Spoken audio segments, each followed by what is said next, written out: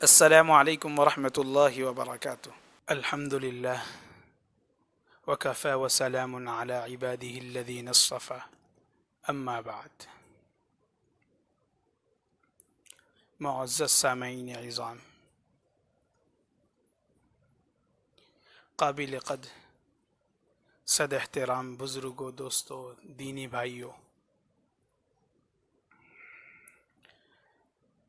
اللہ رب العزت نے ہم سب کو ایک مبارک مہینہ نصیب فرمایا جس کی آمد کا مسلمان بے صبری سے انتظار کرتا ہے، اور جس کو اللہ رب العزت نے امت مسلمہ کے لیے خاص تحفہ بنا کر پیش کیا۔ آج وہ رمضان ہم پر آ چکا ہے۔ اللہ رب العزت نے ہم کو بہت بڑی نعمت سے نوازا، اور ہم کو اللہ رب العزت نے دوبارہ موقع دیا کہ ہم اس کی قدر کریں اور اس کے مقام کو سمجھے، اس کے مرتبے کو سمجھے، اور اعمالوں کے مطابق ان ایام کو گزارے۔ دوستو، اس ماہ مبارک کو اللہ رب العزت نے جہاں بلند و مرتبہ عطا فرمایا، وہیں پر اللہ رب العزت نے اس کو ایک بڑی فضیلت سے سرفراز فرمایا کہ اللہ رب العزت نے تکمیل قرآن کے لیے اس ماہ مبارک کو انتخاب فرمایا، اس ماہ مبارک کو پسند فرمایا، اور ارشاد فرمایا شہر رمضان الذی انزل فیہ القرآن، کہ رمضان ایک ایسا مہینہ ہے جس میں ہم نے اپنی پاک کتاب یعنی قرآن مجید کو نازل فرمایا۔ تو اللہ رب العزت نے اس مہینے کے ساتھ ایک بڑی فضیلت اپنی کتاب اس مہینے میں نازل فرما دی، اور ہم سب لوگ جانتے ہیں کہ اللہ رب العزت کی کتاب کتنی بڑی کتاب ہے۔ اللہ نے جتنی آسمان سے کتابیں نازل فرمائی، سب کتابوں میں اللہ رب العزت نے قرآن مجید کو سب سے افضل، سب سے بڑا درجہ دیا، اور خود اس کی حفاظت کی ذمہ داری بھی اللہ رب العزت نے اپنے اوپر لے لی، اور ارشاد فرمایا انا نحن نزلنا الذکر وانا له لحافظون۔ اللہ رب العزت نے جس طرح اپنے نبیوں کو امتوں کے رہبری کے لیے، انسان کی رہبری کے لیے دنیا کے اندر بھیجا، ان کا انتخاب فرمایا، اور انتخاب فرمانے کے بعد اپنے حکم کو نازل کرنے کے لیے، اپنے حکم کو، ان کے اوپر احکامات کو شروع کرنے کے لیے، ان احکامات پہ عمل کرنے کے لیے جس طرح انبیاء علیہم السلام کا انتخاب کیا، اسی طرح اپنے احکامات کو پہنچانے کے لیے کتابیں، صحیفوں کا انتخاب کیا۔ اللہ رب العزت جس طرح اپنے کلام مجید کو تمام کتابوں پر، تمام صحیفوں پر افضلیت دیتے ہیں، اللہ رب العزت اپنے کلام کو تمام کتابوں سے افضل بناتے ہیں، تو وہی اس کا انتخاب بھی مخلوق میں سب سے افضل، رسولوں میں سب سے افضل نبی کا انتخاب فرماتے ہیں، جس سے میری مراد ہمارے آقا جناب آقا محمد رسول اللہ صلی اللہ علیہ وسلم ہے۔ افضل کتاب کو نازل کرنے کے ساتھ ساتھ اللہ رب العزت نے افضل نبی کا انتخاب فرمایا۔ پھر جگہ کی بات آئی تو اللہ رب العزت نے دنیا میں سب سے بہتر اور سب سے اچھی جگہ کا انتخاب کیا، مکۃ المکرمہ، اپنے بیت اللہ کا انتخاب کیا، اور امت کی باری آئی تو سب سے افضل امت کو، سب سے بہتر امت کو یہ کتاب اللہ رب العزت نے دی۔ یہ اللہ رب العزت کے کتاب کا مرتبہ، اللہ رب العزت کے کتاب کی افضلیت ہم اس سے اندازہ لگائے۔ اللہ نے انسان بھی افضل چنا، جگہ بھی افضل چنی، اور اللہ رب العزت نے امت بھی دیگر امتوں سے افضل چنی. کنتم خیر امت اخرجت للناس تأمرون بالمعروف وتنہون عن المنکر، کہ تم ہی بہترین امت ہو. اللہ نے امت بھی بہترین انتخاب فرمائی. اور اللہ رب العزت نے اپنے کلام مجید کو ایک ایسا معجزہ بنا کر کے پیش کیا جس کے سامنے تمام فصحائے عرب، تمام بلغائے عرب، اہل دانشور، اہل زباں، اہل قلم قاصر رہ گئے، جسے دیکھ کر یہ کہنے پر مجبور ہو گئے کہ واقعتاً یہ کسی بشر کا کلام نہیں ہے. اللہ نے اس کلام کو ایسا بنایا کہ ہر کوئی اس کے سامنے عاجز رہ گیا. جس طرح اللہ رب العزت نے اپنے نبی کو معجزات سے نوازا، تو انہی معجزوں میں اللہ رب العزت نے سب سے بڑا معجزہ آقا علیہ الصلوۃ والسلام کو اپنے پاک کلام کا عطا کیا.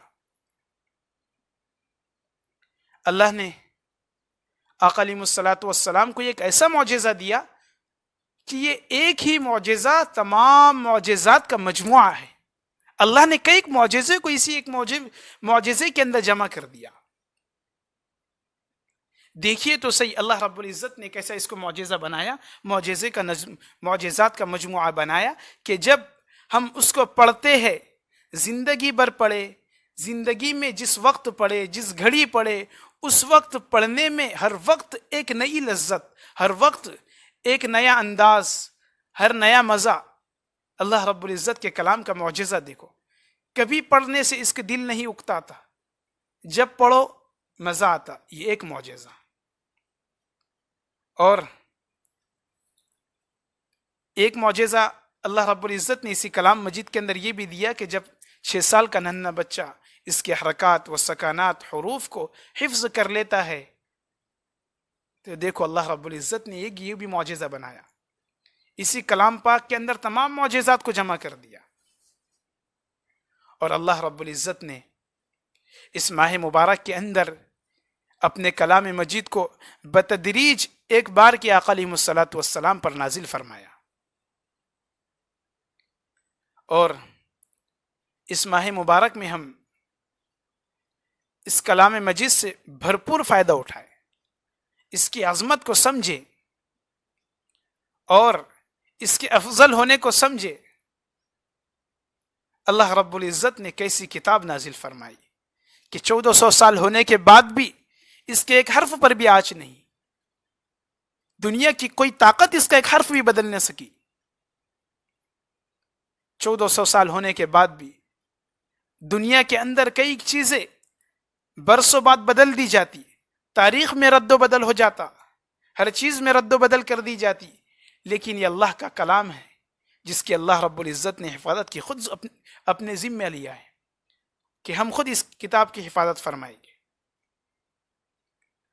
تو 1400 سال ہونے کے بعد بھی اس کتاب کے ایک حرف پر بھی آنچ نہیں ہے. اللہ نے حفاظت کے لیے حفاظ کی جماعت کو کھڑے کر دیا. اللہ نے حفاظت کے لیے مفسرین کی جماعت کو کھڑے کر دیا. اللہ نے حفاظت کے لیے محدثین کی جماعت کو کھڑے کر دیا. اگر کوئی اس کی کتابت میں رد و بدل کرنا چاہے تب بھی نہیں کر سکتا، وہ حفاظ کی جماعت موجود ہے. اللہ نے حفاظ کے سینوں کے ذریعے اس کی حفاظت فرما لی، مفسرین کے اسرار و رموز کے ذریعے اس کتاب کی حفاظت فرما لی. بڑے بڑے فقیہوں نے اس کتاب کے ذریعے نہ جانے کتنے لاکھ مسئلے مسائل استنباط کیے. یہ بھی اللہ رب العزت کے کلام کا بڑا معجزہ ہے. کیسا اللہ رب العزت نے اپنے کلام مجید کو بنایا کہ معجزات بیان کرنے بیٹھے تو ایک ہی معجزے میں 10 معجزات موجود ہیں. کس معجزے کو ہم گنائے؟ جس کی افضلیت کو ہر بشر نے قبول کیا، جس کی عظمت کو ہر بشر نے قبول کیا، قرآن نے عاجز کر دیا. اللہ رب العزت نے ان کو بالکل قاصر کر دیا اس بات کے قبول کرنے پر کہ قرآن سے افضل کوئی کتاب نہیں، قرآن سے فصیح کوئی کتاب نہیں، قرآن سے بلیغ کوئی کتاب نہیں. اللہ رب العزت نے اپنے کلام مجید کو اتنا عمدہ بنایا اور عمدہ انسان کا انتخاب کیا، عمدہ جگہ کا انتخاب کیا، عمدہ امت کا انتخاب کیا، تو بتائیے اللہ نے اتنی عظیم کتاب ہم کو دی، اتنی بڑی کتاب اللہ رب العزت نے ہم کو دی، جس کی عظمت بیان کرنے بیٹھے تو وقت بھی بڑا کثیر چاہیے، زمانہ بھی بڑا کثیر چاہیے۔ پیارے محبوب آقا علیہ الصلاۃ والسلام نے یوں فرمایا، خیرکم من تعلم القرآن وعلمہ، کہ تم میں بہترین شخص وہ ہے جو اس کلام مجید کو سیکھے اور سکھائے۔ یعنی کہ اس کی عظمت کے ساتھ ساتھ اس کے پڑھنے والے کی عزت بھی بڑھ جاتی ہے، پڑھانے والے کی عزت بھی بڑھ جاتی ہے۔ یہ بھی قرآن کریم کا ایک اعجاز ہے کہ جس کے ساتھ آدمی لگتے ہی بلند بن جاتا ہے۔ جیسے ہم صحابہ کرام رضوان اللہ تعالی علیہ مجمعین کی مثال لے لیجئے کہ وہ بکریوں کے چرواہے قرآن کے دامن میں آنے سے پہلے ان کی دنیا میں نہ کوئی حیثیت تھی، دنیا بلکہ ان کو جانتی بھی نہیں تھی، نہ سیاسی حیثیت نہ ان کی معاشی حیثیت۔ جیسے ہی وہ قرآن کے دامن میں آتے ہیں تو اللہ رب العزت ابو بکر صدیق بنا کر کے کھڑا کر دیتا ہے، بلال حبشی بنا کر کے کھڑا کر دیتا ہے، حضرت عثمان غنی بنا کر کے کھڑا کر دیتا ہے، اور اللہ رب العزت اس کلام کے ساتھ لگنے کی وجہ سے ایسا مرتبہ، ایسا بلند مرتبہ عنایت کرتا ہے کہ دنیا رہتی دنیا تک کہ ان کے نام لیوا بھی موجود ہے، ان کے نقش قدم کو تلاش کرنے والے موجود ہیں، ان کے نقش قدم پر چلنے والے موجود ہیں، ان پر جان چھڑکنے والے موجود ہیں۔ اللہ نے ایسی عظمت اس قرآن مجید کی بنائی۔ اللہ رب العزت نے اس کلام مجید کی ایسی عظمت بنائی، اس کو ایسی افضلیت دی کہ اس کی عظمت کو سمجھنے والے بھی قاصر رہ گئے۔ جب ہم اس کی عظمت کو پڑھنے بیٹھتے ہیں، اس کی عظمت کو سمجھنے بیٹھتے ہیں تو دل مچل اٹھتا ہے کہ اللہ رب العزت نے اتنی بڑی کتاب ہمیں نصیب کی، جس کی اتنی کثیر عظمتیں، جس کی اتنی کثیر بڑائیاں، جس کے پڑھنے کے بعد انسان بھی عظمت والا بن جائے، جس کے پڑھنے کے بعد انسان کے نام لیوا رہتی دنیا تک کے لوگ بن جائے۔